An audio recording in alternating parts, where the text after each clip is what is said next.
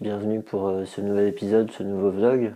Alors aujourd'hui c'est un épisode un petit peu spécial parce que j'ai décidé de vous parler d'un article que j'ai publié moi en tant qu'auteur principal, que j'ai publié en janvier 2020 avec comme co-auteur Joe Gibson, Jamie Lewis et Mathieu Gaiman. Donc cet article il a fait suite à un travail que j'ai réalisé pour mon master, pour valider un module dans mon master. Et en fait, suite à ce travail-là, où j'ai été soutenu par Joe Gibson, et dont l'idée originale, le thème en fait m'avait été suggéré par Jeremy Lewis, j'ai été bien accompagné par Mathieu Gaiman pour continuer de le rédiger, de le remettre en forme pour que ça puisse être un article publiable. Et donc j'ai eu la chance de publier cet article dans Kinésithérapie la revue, donc en janvier 2020, comme j'ai déjà dit. Et cet article, il est publié, il est en accès libre, donc ce qui veut dire que vous pouvez tous y avoir accès, il n'y a pas besoin de payer. Et pour arriver à avoir ce droit-là, et l'agence BP a accepté de financer donc cet accès libre. Ça coûte un petit peu d'argent et donc je remercie mes copains de l'agence BP d'avoir accepté de faire ça. Pour ceux qui étaient présents au Paris sur the Summit, la conférence organisée en octobre 2019 sur la rééducation de l'épaule par l'agence BP, j'ai fait une présentation de cet outil-là. Et suite à ça, d'ailleurs, je remercie toutes les personnes qui m'ont posé la question, qui m'ont demandé quand est-ce que cet outil que je propose allait être disponible. Donc a priori, il y avait des personnes intéressées. Donc voilà, maintenant il est disponible, on peut le récupérer. Le truc, c'est que je me suis dit que ça pouvait être intéressant de donner un petit peu plus d'informations autour de cet article et notamment de parler de ce papier qui traite de comment est-ce que j'ai conçu l'outil d'aide à la prise de décision pour les patients. Mais je vous propose aussi un blog sur le Journal Club du site de l'agence BP où je vous propose une manière de l'utiliser en pratique avec différentes étapes, des formules à utiliser avec les patients pour que ce soit encore plus facile pour les personnes parmi vous qui veulent utiliser cet outil-là. Voilà. Donc l'article, écoutez, comme je l'ai dit, donc son titre, c'est développement d'un outil d'aide pour la prise de décision partagée en cas de douleur d'épaule associée à une déchirure non traumatique de la coiffe de rotateur. En définitive, l'idée c'est de se dire comment faire pour qu'un patient qui a mal à l'épaule, qui vient voir son thérapeute en ayant déjà eu une imagerie et à qui on a dit qu'il avait une déchirure des tendons de la coiffe, même transfixiante, eh bien, comment l'aider à faire son choix entre de la rééducation ou de la chirurgie et de la rééducation, étant donné que actuellement, là où on en est des connaissances scientifiques, il n'y a pas une approche qui est vraiment supérieure à l'autre. Donc c'est une situation, donc ces outils d'aide à la prise de décision, ils vont être intéressants surtout pour soutenir la stratégie qui s'appelle la prise de décision partagée. Donc cette stratégie-là consiste à aider un patient à passer d'un choix initial qui peut être basé sur des informations, des connaissances qui ne sont pas à jour avec ce qu'on sait aujourd'hui. Et en fait, travailler avec lui, l'aider à accéder aux connaissances scientifiques actuelles pour qu'il puisse construire une préférence de traitement informée, et donc qu'il fasse un choix informé. Cette stratégie-là, elle est beaucoup étudiée dans beaucoup de domaines de la médecine, et il y a même une revue systématique qui a démontré tout un tas d'avantages en fait, et une revue systématique, une revue du groupe Cochrane qui a été publiée en 2014 il me semble, et mis à jour en 2017 par Stacy et son équipe de chercheurs. Et donc il a montré tout un tas de bénéfices à l'utilisation de la prise de décision partagée pour les patients, et à partir du moment où c'était soutenu par un outil d'aide pour la prise de décision partagée. Voilà. Et donc l'idée, ça a été de se dire, bon, ça arrive en pratique d'avoir des cas de patients avec la problématique dont je vous ai parlé tout à l'heure, de douleur d'épaule et de déchirure non traumatique. Et donc comment aider un patient à avoir des infos à jour pour choisir entre faire seulement de la rééducation ou se faire opérer pour faire de la rééducation ensuite. Alors en définitive, du coup, cet outil tient en une page recto verso. Alors là, j'ai un peu galéré avec mon imprimante, donc hop, le verso est pas dans le même sens. Mais voilà, il tient en une page recto verso. Donc l'idée, c'est pas non plus de surcharger le patient avec trop d'informations, de lui donner des informations utiles et accessibles dans un langage qu'il peut comprendre, donc en prenant en compte les questions de littératie en santé, de numératie en santé. Et donc voilà, il comporte tout un tas d'informations. Il y a des personnes qui ont montré que ces outils-là, ils existent parfois, ils peuvent être mis à disposition des patients, qui peuvent s'en servir par eux-mêmes. Et il y a des personnes qui ont montré que s'ils sont utilisés pendant une séance, une consultation, avec un thérapeute, un clinicien et un patient, l'effet est encore plus intéressant. Donc là, la proposition, c'est avant tout de présenter au patient, d'avoir le thérapeute qui présente au patient, qui peut répondre à certaines questions, etc. Mais qui peut aussi le laisser au patient pour que lui ait le temps de réfléchir par rapport à toutes ces données-là, et l'occasion, en revenant voir son clinicien, de lui reposer des questions, de lui redemander des précisions, parce que voilà, en quelques jours, il peut avoir d'autres questions qui viennent, ou besoin de se faire expliquer certaines choses, mais aussi de pouvoir l'utiliser avec différents professionnels de santé, et donc pouvoir l'utiliser, admettons, je ne sais pas si c'est un médecin généraliste qui le présente pour la première fois, ben reparler avec son kiné, reparler avec son chirurgien, voilà. Et vraiment faire le point, et aussi bien sûr pouvoir en parler avec ses proches à la maison, etc. Donc en gros, il est conçu de la manière suivante. Un premier texte tout en haut qui explique l'objectif de ce document. Ensuite, un petit encart qui précise que on peut considérer actuellement qu'il y a 3 options de traitement qui existent pour ce genre de problème. Et alors pourquoi 3 ? Parce que en fait, il a fallu pour construire cet outil que je me base sur des données de science, et l'essai contrôlé randomisé qui a comparé le traitement conservateur à la chirurgie pour des déchirures de coiffe non traumatiques, des déchirures de coiffe transfixiantes non traumatiques.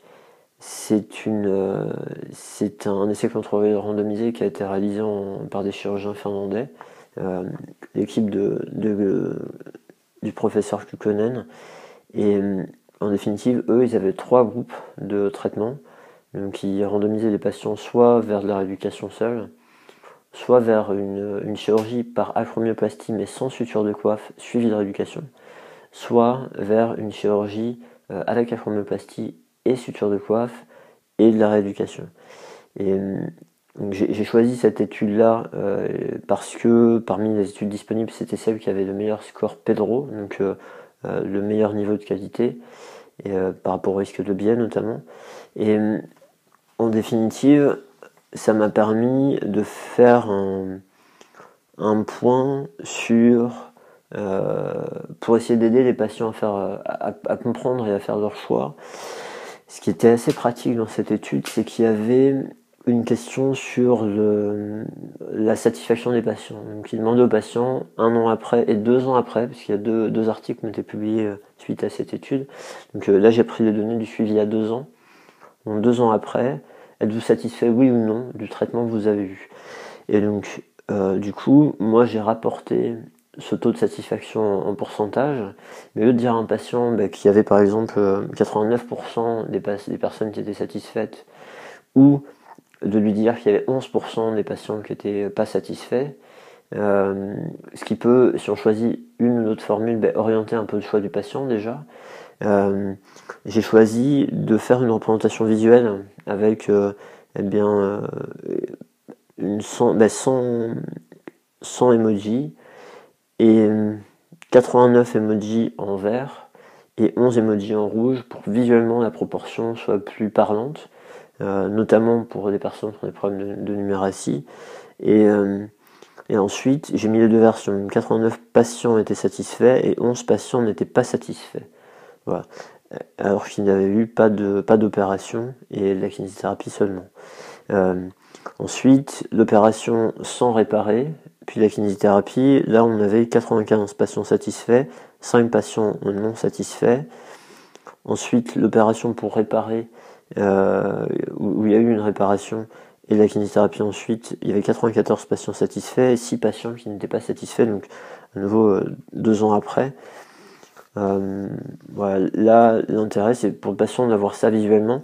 Après les conclusions d'études, c'est intéressant aussi de pouvoir le dire aux patients, c'est que cette différence en termes de nombre n'était pas significative statistiquement, c'est-à-dire que si on répétait l'étude plusieurs fois, on n'avait pas beaucoup de chances de trouver un traitement supérieur à l'autre. Voilà. Et donc en définitive, voilà, pour leur donner cette information de façon la plus compréhensible possible. Ensuite, un petit encart qui précise que le fait d'attendre avant de prendre une décision, tout en restant surveillé par le corps médical, restait une option, même si cette option n'a pas été étudiée, du moins pas à ma connaissance dans les articles que j'ai trouvés.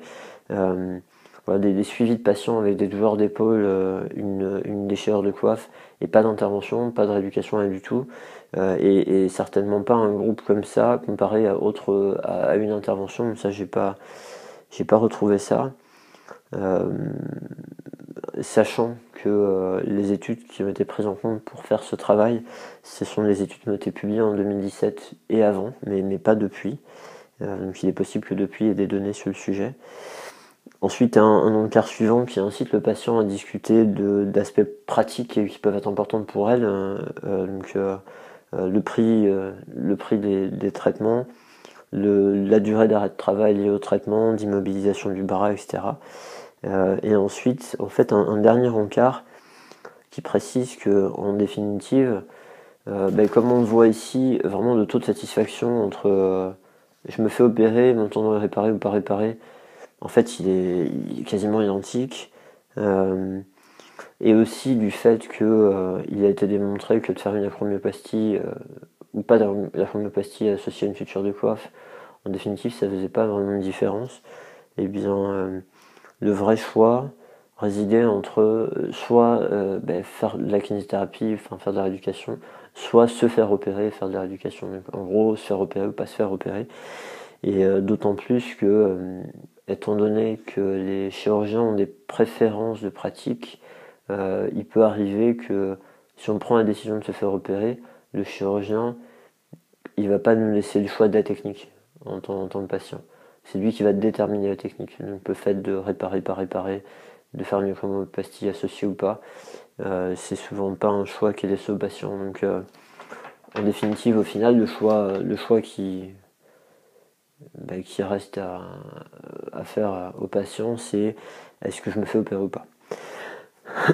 pour continuer de l'aider dans ce choix, une fois qu'on lui a expliqué que c'est des traitements qui ont une certaine équivalence en termes de résultats, eh bien j'ai utilisé ce qu'on appelle une balance décisionnelle. Alors une balance décisionnelle, c'est un tableau avec, comme vous voyez, deux colonnes enfin 2 lignes et 2 colonnes. Et donc en fait, la répartition, ça va être, vous avez 2 options de traitement, et ça va être les avantages à faire le traitement A, les avantages à faire le traitement B, les inconvénients à faire le traitement A et les inconvénients à faire le traitement B. En gros, c'est ça. Et l'idée de cette balance, c'est qu'elle a été démontrée efficace dans le sens où le taux de regret post-décisionnel, lorsqu'on a utilisé cette balance, est moins élevé. Donc, pour parler en français, les patients ont moins de regrets une fois qu'ils ont fait le point avec ça, a posteriori, par rapport au choix qu'ils ont fait. Voilà. Donc, c'est un outil qui peut être utilisé même si on n'a pas de données de science aussi précises que celles que je propose là dans cet outil. C'est-à-dire, par exemple, on peut faire ce tableau-là et puis demander au patient, écoutez, voilà, avantage inconvénient, qu'est-ce que vous voyez vous comme avantage inconvénient à bon, ça peut être pour ça, mais ça peut être pour d'autres problèmes de santé, à utiliser tel traitement ou tel traitement. Donc à vous faire opérer, à pas vous faire opérer, admettons. Qu'est-ce que vous voyez comme avantage à vous faire opérer, inconvénient à vous faire opérer, avantage à faire de la rééducation, inconvénient à faire de la rééducation.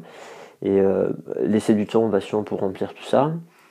Potentiellement lui proposer de compléter avec des informations liées aux données de science qu'on connaît en tant que thérapeute, liées à l'expérience qu'on a avec d'autres patients. Voilà, donc de lui proposer de mettre d'autres informations. Et puis après, lui dire, bon, écoutez, dans tout ce tableau-là, quelles sont les informations les plus importantes pour vous? Est-ce que vous pouvez faire ressortir?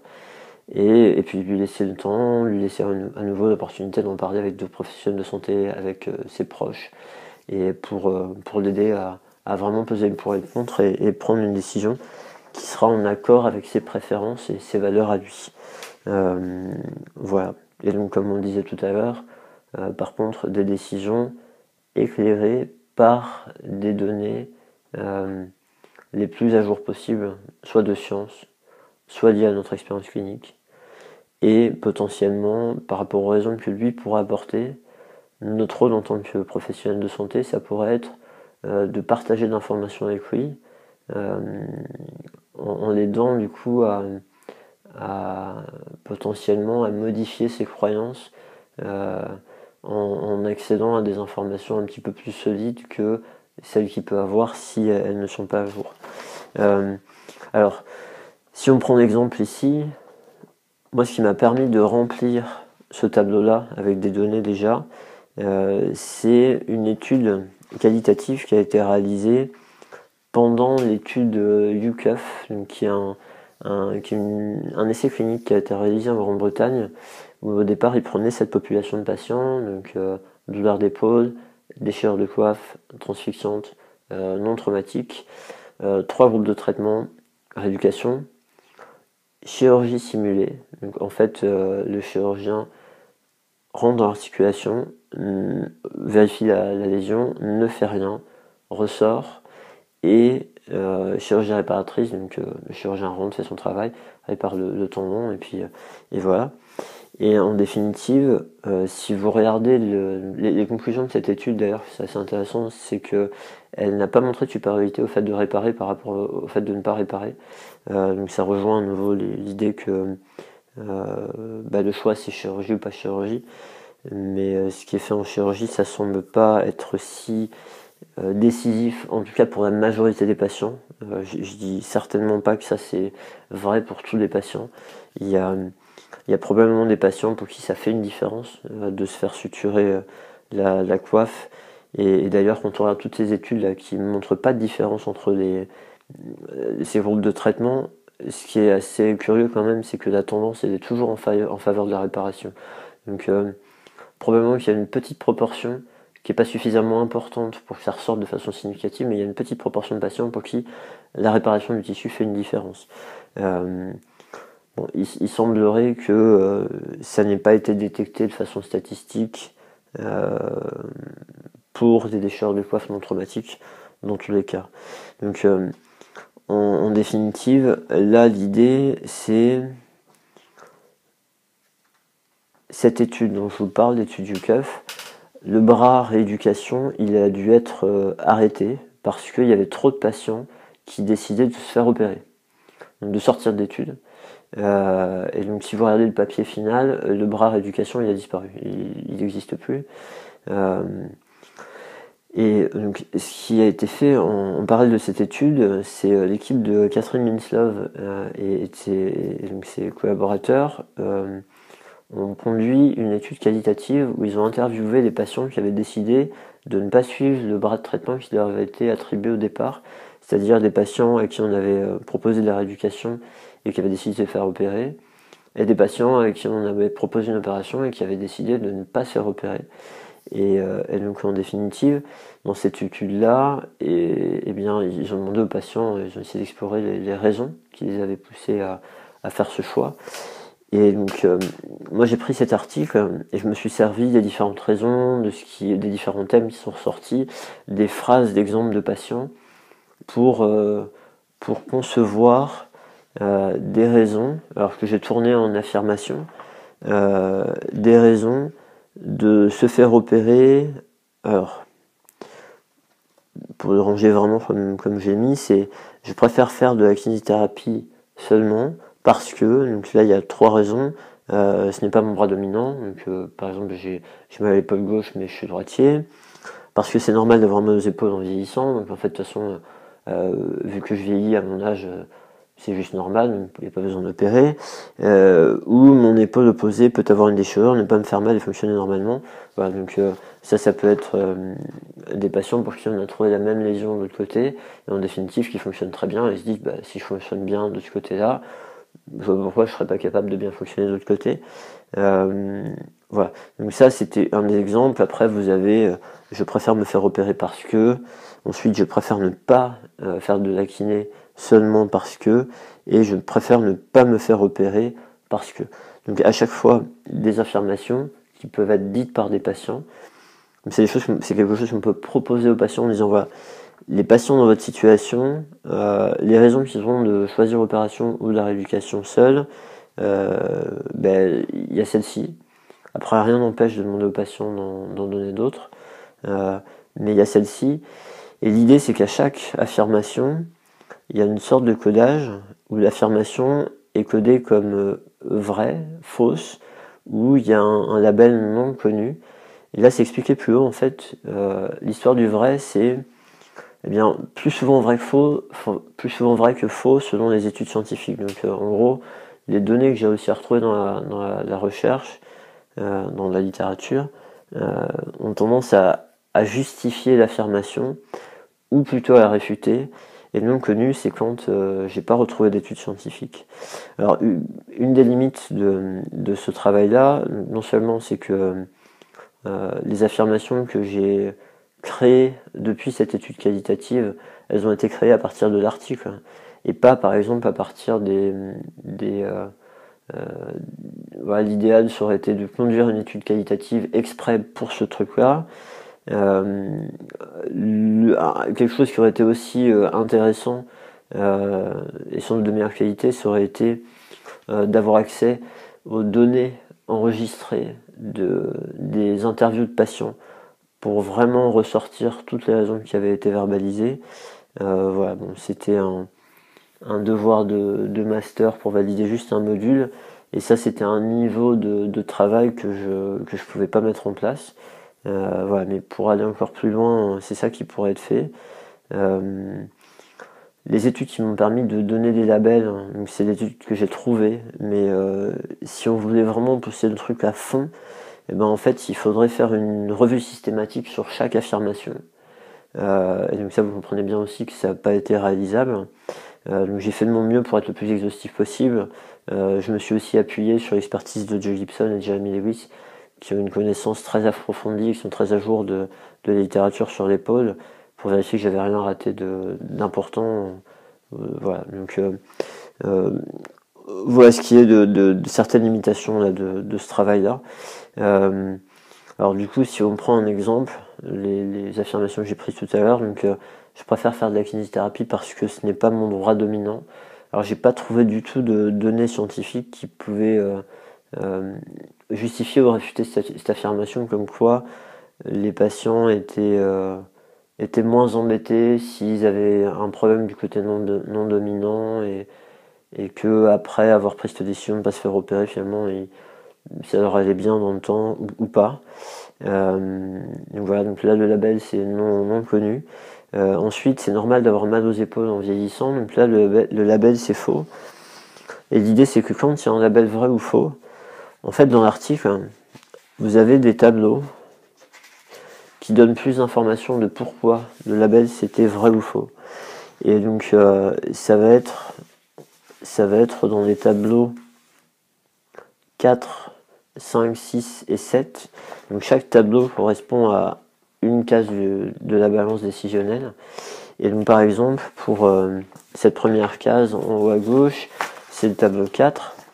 Et donc pour l'affirmation dont je viens de vous faire part, c'est normal d'avoir mal aux épaules en vieillissant.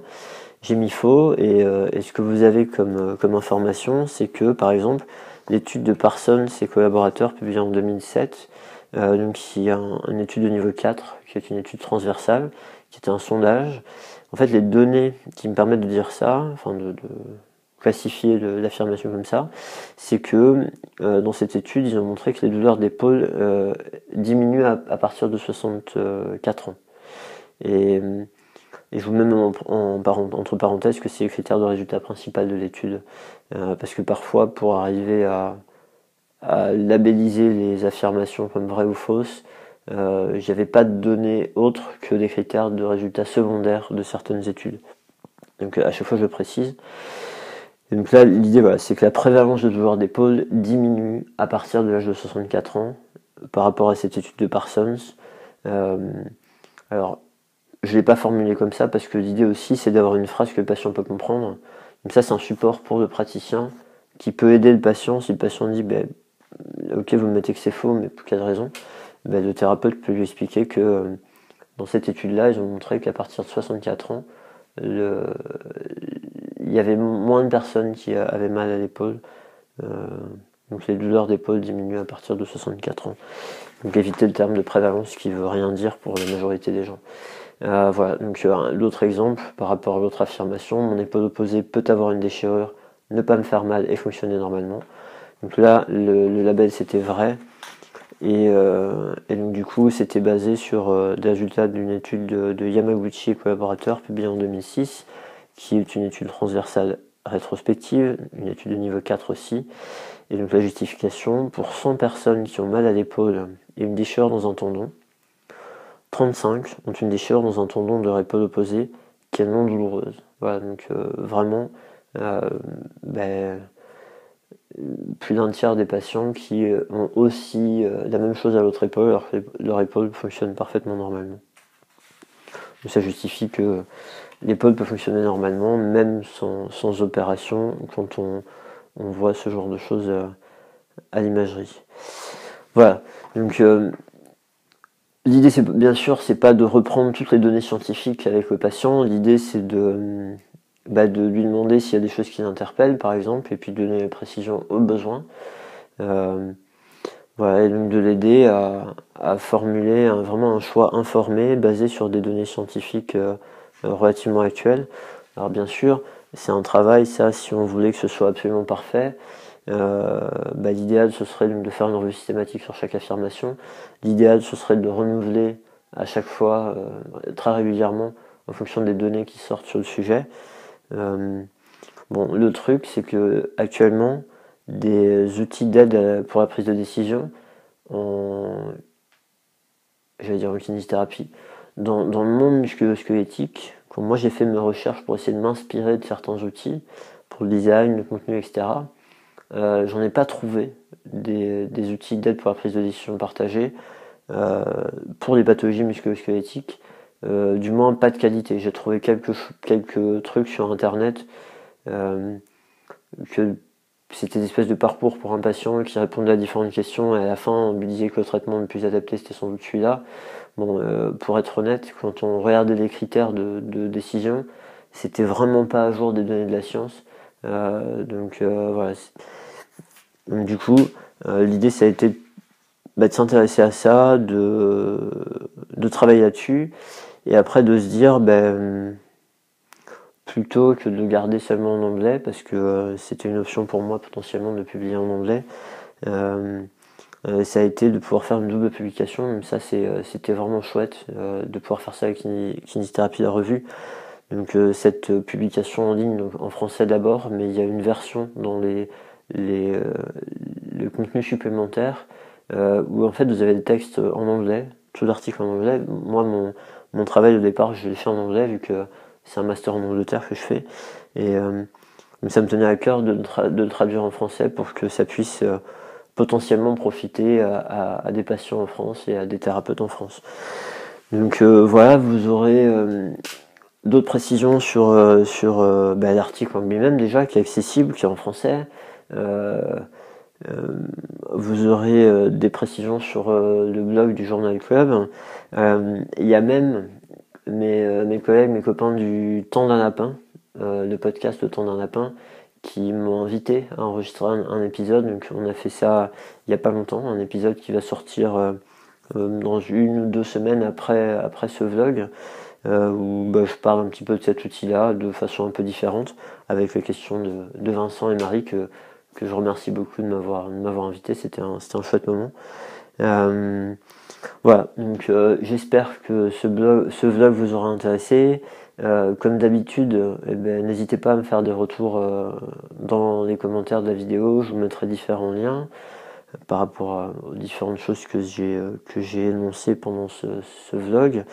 Et puis écoutez, comme d'habitude, je vous souhaite de prendre bien soin de vos patients et j'espère que cet outil pourra vous y aider.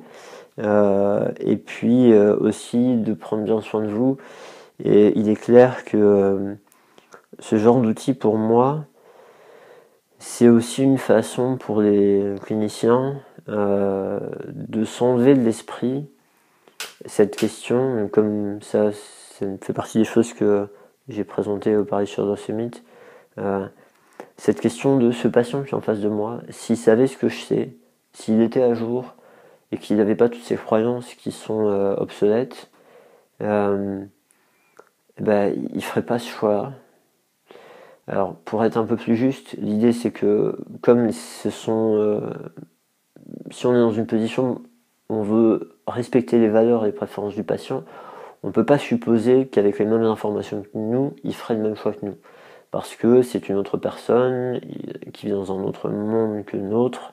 Voilà. Donc présupposer ça, c'est sans doute pas adapté. Et donc, du coup, une autre façon de le formuler, ça pourrait être mais bon sang, est-ce que s'il savait ce que je sais, est-ce que vraiment il ferait le même choix? Voilà. Et l'idée, c'est qu'avec toutes ces informations-là à transmettre au patient pour l'aider à faire un choix informé, l'idée c'est d'enlever cette question-là, cette inquiétude-là, cette frustration-là qu'on peut avoir en tant que praticien. Donc voilà, donc c'est pour ça que j'espère que ça pourra potentiellement aussi vous aider. Écoutez, il reste juste à vous dire merci d'avoir suivi cette vidéo. Je vous dis à bientôt pour une prochaine vidéo et puis portez-vous bien. À bientôt.